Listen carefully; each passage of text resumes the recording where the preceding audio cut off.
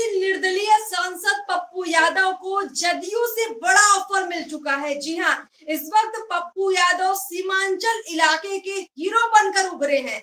Hero इसलिए कहा जा रहा है क्योंकि पप्पू यादव की डिमांड बढ़ती जा रही है और पप्पू यादव ने जिस तरीके से पूर्णिया में अपनी ताकत दिखाई थी, अभी विधानसभा चुनाव में उनकी जरूरत को सब समझ रहे हैं। लेकिन कांग्रेस और साथ ही साथ राजद से जो उनको झेलने को मिल रहा है, उसके बाद सवाल ये खड़े हो रहे हैं कि क्या पप्पू यादव भी अब बड़ी तैयारी में है, कोई बड़ा फैसला लेंगे, क्या वो कांग्रेस छोड़ेंगे, क्या वो जदयू में शामिल होंगे?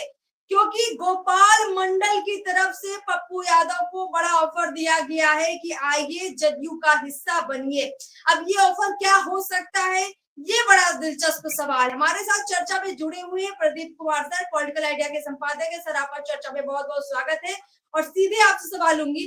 सबसे पहले हम लोग समझते हैं कि पप्पू यादव कितने ताकतवर नेता इस वक्त है, क्योंकि आपने देखा होगा कि उनको दबाने का बहुत प्रयास हो रहा है। ताकतवर को ही दबाने का प्रयास होता है क्योंकि उससे दूसरे की राजनीति को खतरा पैदा हो जाता है। क्या लगता है सर आपको?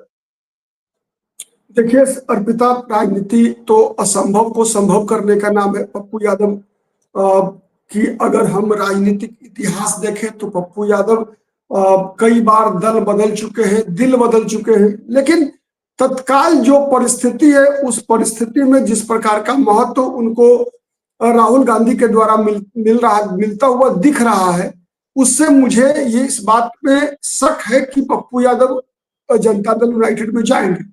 उसके दोनों कारण हैं। एक तो राहुल गांधी और कांग्रेस की तरफ से तेजस्वी यादव के लगातार विरोध के बावजूद पप्पू यादव को कहीं ना कहीं पप्पू यादव का सम्मान मिलता हुआ दिख रहा है। एक दूसरा, पप्पू यादव अगर जनता दल यूनाइटेड के साथ जाते हैं तो जनता दल यूनाइटेड के साथ बीजेपी है वर्तमान में, और बीजेपी है तो फिर पप्पू यादव की राजनीति को, जिस प्रकार की राजनीति के लिए पप्पू यादव जाने जाते हैं, बेसिकली पप्पू यादव की राजनीति है वही राजनीति जिस राजनीति से तेजस्वी यादव घबराते हैं।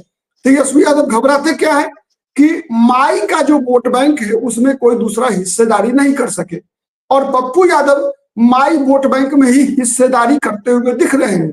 इसीलिए तत्काल मुझे जनता दल यूनाइटेड में पप्पू यादव के जाने की संभावना नहीं दिखती। Number one. नंबर टू, आपको रोकूंगी। आपने अभी जो कहा कि पप्पू यादव को सम्मान कांग्रेस जो है दे रही है, राहुल गांधी दे रहे हैं, ठीक है, राहुल गांधी उनको दिल्ली में सम्मान देते होंगे, पर बिहार में कहाँ सम्मान है? पटना में इतना बड़ा कार्यक्रम मिलकर तेजस्वी यादव और राहुल गांधी करते हैं, लेकिन पप्पू यादव को रथ पर चढ़ने नहीं दिया जाता। चलिए चढ़ने नहीं भी देते तो पहले से उनको सूचना दे देते कि आपको पैदल ही जाना है, पैदल ही आपको जो है भीड़ को लीड करना है, तो कहीं ना कहीं उनका ये अपमान नहीं होता। उनको भी समझ में आता कि ठीक है, आप रथ पर चढ़कर लीडरशिप कर रहे हैं, हम जमीन पर सड़क पर उतरकर जनता से बात करेंगे और मुद्दे को उठाएंगे और बीजेपी नीतीश कुमार को घेरेंगे। बड़ी बेइज्जती हुई पप्पू यादव की। खुद पप्पू यादव ने एक इंटरव्यू में कहा कि खिलौना समझकर सब खेल लेते हैं मुझसे, तो पता लगता है कि उनके दिल में तकलीफ है। अब पप्पू यादव को आप सर कह रहे हैं कि सम्मान मिलता है, सम्मान मिलता तो कांग्रेस टिकट पूर्णिया से क्यों नहीं देती? पप्पू यादव जोर जबरदस्ती करके, या उनको पता है कि कांग्रेस ही सबसे बड़ी पार्टी है तो मुझे उसमें रहना चाहिए, और कांग्रेस की भी मजबूरी है पप्पू यादव को साथ लेना। ये अलग बात है कि कांग्रेस राजद के दबाव में आती है, आपने खुद ये बातें कई बार कही है। अब सवाल सर ये है कि ठीक है, आप कह रहे हैं कि जदयू में पप्पू यादव नहीं जाएंगे, समझ में आता है क्योंकि उनको भविष्य की राजनीति कांग्रेस के साथ बेहतर समझ में आती है, लेकिन फिर आपको क्या लगता है जो पप्पू यादव कई बार इधर उधर कर चुके हैं वो अभी क्यों ऐसा नहीं करेंगे? राजेश राम को, तारिक अनवर को खुद पप्पू यादव सीएम बता रहे हैं, जबकि कन्हैया कुमार ने तेजस्वी यादव का नाम ले लिया है महागठबंधन की तरफ से सीएम पद के उम्मीदवार के रूप में। पप्पू यादव क्यों नहीं ले रहे हैं? क्या सर ये सारी बातें इशारा नहीं करती हैं कि पप्पू यादव कुछ अर्थ में अनर्थ करवाकर यहाँ माहौल बनाने का प्रयास कर रही है कि उनको निकाल दिया जाए ताकि एक सहानुभूति फैक्टर आ जाए, फिर पप्पू यादव जदयू में जाएं, फिर लोग कहें कि इसमें पप्पू यादव की क्या गलती है, और लोगों का हुजूम भी पप्पू यादव के साथ चला जाए, पप्पू यादव नेगेटिव भी नजर नहीं आए, और कहीं ना कहीं जो वो चाह रहे इस चुनाव में वो सब कुछ उनको मिल जाए। एक कहा आपने खुद कहा, दिल की अरमान आंसुओं में बह गए। ठीक है, तो पप्पू यादव के दिल की अरमा जो थी वो आंसू में बह गया। लेकिन कई बार राजनीति में अर्पिता, आंसू बहुत बड़े काम की चीज होती है। ठीक है, आंसू बहने से कई लोगों को ऐसी उसके पक्ष में सहानुभूति की लहर चलती है, जिसका परिणाम हम लोग देख चुके हैं कि पूर्णिया लोकसभा सीट पर जब तेजस्वी यादव ने प्रतिष्ठा से जोड़ लिया कि पप्पू यादव को किसी कीमत पर जीतने नहीं देना है, तो जनता ने कैसे पप्पू यादव को सर माथे पर बैठा लिया और पप्पू यादव को जिता दिया। ठीक है, तो आंसू जो है कई बार बहुत फायदेमंद चीज है। आंसू से मन हल्का हो जाता है और आंसू पत्थर को भी पिघला देती है, ये बातें होती है सबसे बड़ी चीज। तो पूर्णिया की पत्थर रूपी जनता को भी पप्पू यादव ने इतना पिघलाया कि पत्थर पर दूबी जमा दिया पप्पू यादव ने। पूर्णिया से आरजेडी के उम्मीदवार का जमानत जब्त करवा दिया। ये पप्पू यादव का आंसू का कीमत था। एक दूसरा, अभी भी जो आंसू गिरा पप्पू यादव का 9 जुलाई को, और उसके बाद पप्पू यादव का बयान कि जब मैं पहली बार विधायक बना था तो तेजस्वी यादव का जन्म नहीं हुआ था। ठीक, इसके बहुत बड़े मायने हैं और बहुत बड़े मायने आपको दिखेगा विधानसभा चुनाव में। आपने कहा कि राहुल गांधी ने पप्पू यादव का अपमान होने दिया। कई बार 4 कदम आगे जाने के लिए 2 कदम पीछे जाना पड़ता है। इंतजार कीजिए, तेजस्वी यादव को ईंट का जवाब पत्थर से मिलेगा पप्पू यादव के द्वारा। मैं क्यों कह रहा हूं, इस बात को समझने का प्रयास कीजिए। पप्पू यादव के साथ परिस्थिति है, तो राजनीति में टाइमिंग बहुत इंपॉर्टेंट है अर्पिता। राजनीति, मैंने पहले भी कहा है, राजनीति लूडो में सांप और सीढ़ी का खेल होता है।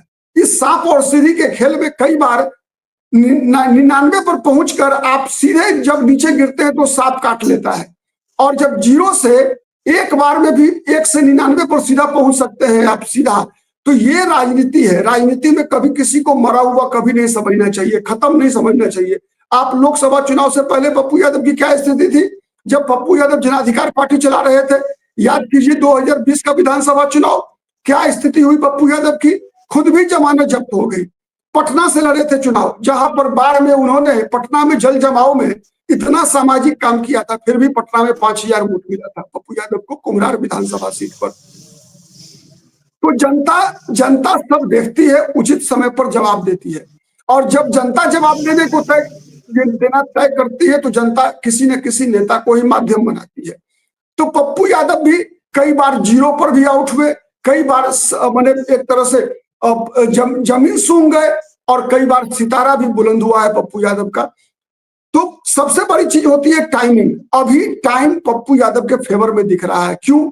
इसलिए कि पप्पू यादव जिस क्षेत्र से आते हैं उस क्षेत्र में आरजेडी के प्रति गुस्सा है, तेजस्वी यादव के प्रति नाराजगी है, और उस नाराजगी का फायदा नीतीश कुमार की नाव डूबती हुई नाव है। इसीलिए गोपाल मंडल भी मिल रहे हैं। गोपाल मंडल पप्पू यादव को लाने नहीं गए थे, बल्कि गोपाल मंडल अपना जगह ढूंढ रहे हैं। वो कभी वो कांग्रेस में जगह ढूंढते हैं, कभी जनता राजद में जगह ढूंढते हैं, कभी लालू यादव की प्रशंसा करते हैं, आज पप्पू यादव के साथ लंच कर रहे हैं। तो इसीलिए गोपाल मंडल की बात को आपको क्या लगता है कि नीतीश कुमार जैसा घाघ राजनेता अपना दूत बनाकर गोपाल मंडल को भेजे होंगे? मुझे नहीं लगता। गोपाल मंडल वैसे जदयू के बड़े फायर ब्रांड नेता कहे जाते हैं, और गोपाल मंडल अक्सर ऐसी हरकतें करते रहते हैं जो चर्चाओं में बने रहते हैं। लेकिन इस बार जब पप्पू यादव को रथ में नहीं चढ़ने दिया गया तो गोपाल मंडल पप्पू यादव से मिलने चले जाते हैं, सहानुभूति जाहिर करते हैं, और ये भी कह देते हैं कि मेरे व्यक्तिगत संबंध बड़े मजबूत है, मैं सम्मान करता हूँ, तो मैं मिलने चले आया। और जहाँ इनका अपमान हो रहा है उस पार्टी में भला पप्पू यादव क्यों रहे। खैर, पप्पू यादव ने भी इस वक्त प्रतिक्रिया दी है और अभी फिलहाल इस मामले को उन्होंने ठंडा कर दिया है। लेकिन प्रदीप जी, अंदर अंदर जो कुछ चल रहा होता है अक्सर नेता वो जबान पर नहीं लाते। अब किसी को मुकेश सहनी ने कैसे प्रेस कॉन्फ्रेंस में तेजस्वी को छुरा घोंपने की बात कहकर एकदम से पत्ता काट दिया था। तो बिहार की राजनीति हो चाहे देश की राजनीति हो, ये सच्चाई है कि कभी भी कुछ भी हो सकता है। तो ऐसे में चर्चाओं का जो बाजार है वो गर्म इस ओर भी है कि कहीं पप्पू यादव के दिल में इतनी खटास तो नहीं हो गई कि वो अब फाइनली मन बना चुके हैं कि हम दूसरा रास्ता अपनाएंगे। लेकिन एक आखिरी सवाल ले लेती हूँ मैं आपसे। पप्पू यादव को अभी आपने एक सांप सीढ़ी का जो बड़ा अच्छा एग्जाम्पल दिया, अब मैं थोड़ा आपसे समझना चाहती हूँ, इस सांप सीढ़ी में पप्पू यादव को कौन सा सांप खा रहा है? जो सांप खा रहा है पप्पू यादव को, वो सांप कौन है? और ये जो सीढ़ी है मिल रही पप्पू यादव को, ये सीढ़ी कौन? पप्पू, आपने कहा ना कि नहीं नहीं, मैंने पप्पू यादव के लिए नहीं कहा है। पप्पू यादव को तो सीढ़ी पे अभी चढ़ना है। सांप तो उनको पहले काट चुका है। अब ये कौन है अब वो ये सांप? सांप वही मैं अब समझ ये रही हूँ, जो सांप काट अब चुका है पप्पू यादव को, वो कौन सा सांप है? नहीं नहीं, वो काट चुका है। वो तेजस्वी पहले नुकसान पहुंचा चुके। अब तेजस्वी को काटने की बारी है। क्यों? अच्छा। उसके बाद अंदर समझिए। तेजस्वी यादव नंबर 1 पर चल रहे हैं मुख्यमंत्री पद की उम्मीदवारी में। तेजस्वी यादव की ये जिम्मेवारी है कि दिल को बड़ा करना चाहिए। तेजस्वी यादव की जिम्मेवारी है कि वो सबको समेट कर ले चले, अपनी टीम को मजबूत करते चले। लेकिन प्रतिदिन तेजस्वी यादव अपनी टीम को छोटा करते जा रहे हैं। वो व्यक्तिगत खुन्नस में पप्पू यादव से लड़ रहे हैं, कन्हैया कुमार से लड़ रहे हैं, कई लोगों से लड़ रहे हैं, व्यक्तिगत खुन्नस में है। इसका नुकसान उन्हीं को हो रहा है, तेजस्वी यादव को हो रहा है। ठीक है, आप देखिए कि लगभग 10% का गिरावट 3-4 महीने के अंदर तेजस्वी यादव की लोकप्रियता में आ चुका है। सर्वे के अनुसार, सी वोटर के सर्वे को अगर हम आधार माने तो लगभग 10% का गिरावट है। क्यों है? क्यों गिरावट है? आज से 4 महीना पहले लग रहा था कि तेजस्वी यादव, कांग्रेस पार्टी, मुकेश सहनी, सीपीआईएमएल, सीपीआई, सीपीएम सब इकट्ठा होकर चुनाव लड़ रही है, तो तेजस्वी यादव की लोकप्रियता 44% पे पहुंच गई थी, 43% पर। आज जब लग रहा है कि नहीं, कांग्रेस पार्टी कुछ भी कर ले सकती है, अलग चलेगी। कांग्रेस अभी तक, पप्पू यादव कहा ना कि हमारे मुख्यमंत्री पद के उम्मीदवार तेजस्वी यादव नहीं है। क्यों कहा? इसका मतलब क्या है? क्या है इसका मतलब? इसका मतलब तो यही है ना कि कांग्रेस पार्टी भी, राहुल गांधी भी पप्पू यादव की अपमान का बदला ले रहे हैं। तो आंतरिक विरोध इतना ज्यादा है कि तेजस्वी यादव जिस 99 पर पहुंचे हुए हैं, 99 का फेर उनको लग सकता है, ये मैंने कहा। वो 99 से 0 पर पहुंच सकते हैं। अरे आर या पार होता है ना। 122 आया आपका अर्पिता, तो आप सिकंदर है। और 120 पर अटक गए, दूसरी पार्टी को मिल गया 123 सीट, तो वो राजा बनेगा। मतलब अगर जिसको 123 विधायकों का समर्थन मिलेगा, वही ना मुख्यमंत्री बनेगा। चाहे आपका 1 कम हो, चाहे 100 कम हो, उससे क्या अंतर पड़ता है? जो जीता वही सिकंदर राजनीति में।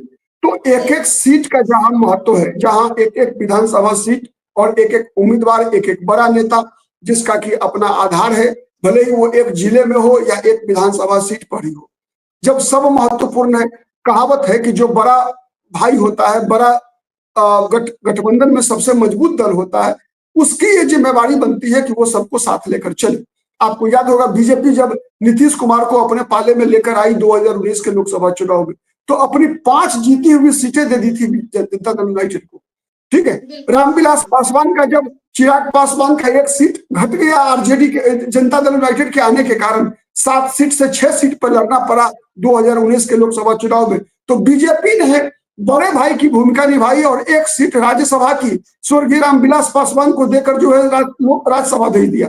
तो ये होता है बड़ा भाई की भूमिका। बड़ा भाई की भूमिका ये थोड़े होता है कि सबका सीट हड़पते चलो, जैसे तेजस्वी यादव कर रहे हैं।